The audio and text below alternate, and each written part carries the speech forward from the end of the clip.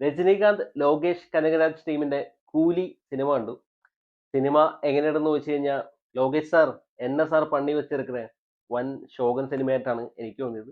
Just ഒരു average movie, അത്രേ ഈ സിനിമയെ കുറിച്ച് പറയാൻ പറ്റുള്ളൂ.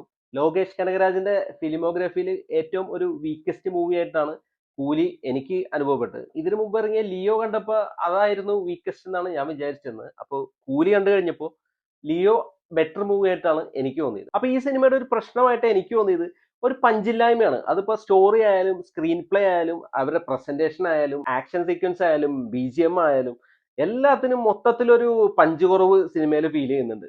As a Lokesh Kanagaraj fan എനിക്ക് വൻ നിരാശയാണ് ഈ സിനിമ സമ്മാനിച്ചത്. ആസ് എ രജനീകാന്ത് ഫാൻ ആ ഒരു ഫ്ലാഷ് ബാക്ക് പോർഷൻസ് കാണിക്കുന്നുണ്ട് ഈ സിനിമയിൽ. അത് മാത്രമാണ് എനിക്കൊരു ടേക്ക് അവേ ആയിട്ട് തോന്നിയത്. അത് അടിപൊളിയായിരുന്നു. രജനീകാന്തിന്റെ ആ ഡി ഏജ്ഡ് ആയിട്ടുള്ള AI സംഭവം അടിപൊളിയായിട്ട് വന്നിട്ടുണ്ട്. ആ ഒരു സീക്വൻസും കാര്യങ്ങളൊക്കെ അതിന് മാത്രം ഈ സിനിമയിൽ പഞ്ച് ഉണ്ടായിരുന്നുള്ളൂ. ബാക്കി ഒന്നിനും ഒരു പഞ്ചില്ലാതെ പോയൊരു സിനിമയായിട്ടാണ് കൂലി എനിക്ക് തോന്നിയത്. നമ്മളൊരു സിനിമ സ്ക്രീനിൽ കണ്ടുകൊണ്ടിരിക്കുമ്പോൾ നമുക്കൊരു ഹൈ മൊമെന്റ്സ് കിട്ടണ്ടേ, അതും ഒരു ആക്ഷൻ ഫിലിം ആകുമ്പോൾ ആ ഒരു മൊമെന്റ്സ് ഒന്നും വർക്കായില്ല എന്നുള്ളതാണ്. എനിക്ക് വർക്കായില്ല, ബാക്കിയുള്ളവരുടെ കാര്യം എനിക്കറിയില്ല.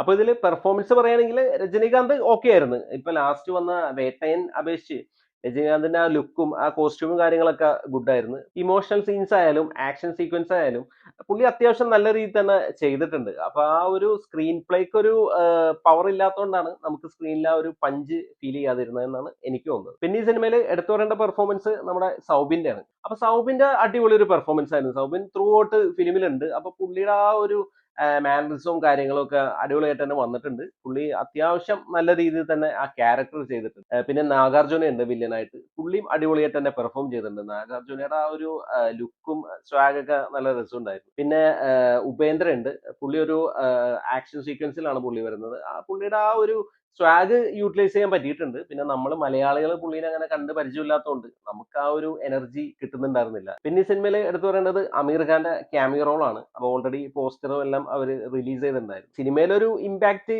ഉണ്ടാക്കിയില്ലെങ്കിലും അമീർ ഖാൻ നല്ല ലുക്കായിരുന്നു. ആ ഒരു കോസ്റ്റ്യൂമും ആ പിരിച്ചു വെച്ച മീശയൊക്കെ ആയിട്ട് പുള്ളിനെ ഇൻട്രൊഡ്യൂസ് ചെയ്യുമ്പോഴുള്ള BGM മ്യൂസിക്കും എല്ലാം കൂടി കൂട്ടിയിട്ട് അമീർ ഖാൻ ആ സ്ക്രീനിൽ കണ്ടോണ്ടിരിക്കാൻ നല്ല രസമായിരുന്നു. ആ അടിപൊളി ഒരു ഡാഷിങ് ലുക്കായിരുന്നു. പിന്നെ ശ്രുതി ഹാസൻ ഉണ്ട്, സത്യരാജ് ഉണ്ട്. അപ്പൊ ഇവരൊക്കെ കിട്ടിയ റോള് നന്നായിട്ട് തന്നെ ചെയ്തിട്ടുണ്ട്. പിന്നെ ഒരു ലേഡി ക്യാരക്ടർ ഉണ്ട്. പുള്ളിക്കാരത്തിയും അടിപൊളിയായിട്ട് തന്നെ പെർഫോം ചെയ്തിട്ടുണ്ട്. ഒരു എടുത്തു പറയേണ്ട ഒരു കഥാപാത്രം തന്നെയാണ് സിനിമയിൽ.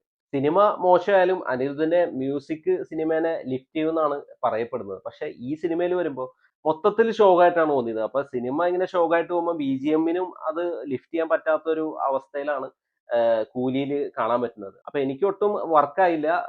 സോങ്സ് ആയാലും BGM ആയാലും അനിരുദ്ധിന്റെ ഒരു ബാഡ് വർക്കായിട്ട് തന്നെയാണ് എനിക്ക് തോന്നിയത്. ഒരു രജനീകാന്ത് ലോകേഷ് മൂവി നമ്മൾ പ്രതീക്ഷിച്ച് പോയിട്ട് നമുക്ക് ഒന്നും കിട്ടാത്ത ഒരു അവസ്ഥയാണ് കൂലി കണ്ടപ്പോൾ എനിക്ക് കിട്ടിയത്. എനിക്ക് ഇതൊരു സ്ട്രിക്റ്റ്ലി ഒരു ആവറേജ് മൂവി ആയിട്ടാണ് തോന്നിയത്. അപ്പൊ നിങ്ങൾ ഈ സിനിമ കണ്ടിട്ടുണ്ടെങ്കിൽ നിങ്ങളുടെ അഭിപ്രായം കൂടി ഒന്ന് കമന്റ് ചെയ്യുക. വീഡിയോ ഇഷ്ടപ്പെട്ടാൽ ഒന്ന് ലൈക്ക് ചെയ്യുക, ചാനൽ ഒന്ന് സബ്സ്ക്രൈബ് ചെയ്താൽ സന്തോഷം. പുതിയൊരു വീഡിയോയുമായി നമുക്ക് വീണ്ടും കാണാം. Thanks for watching. ബൈ.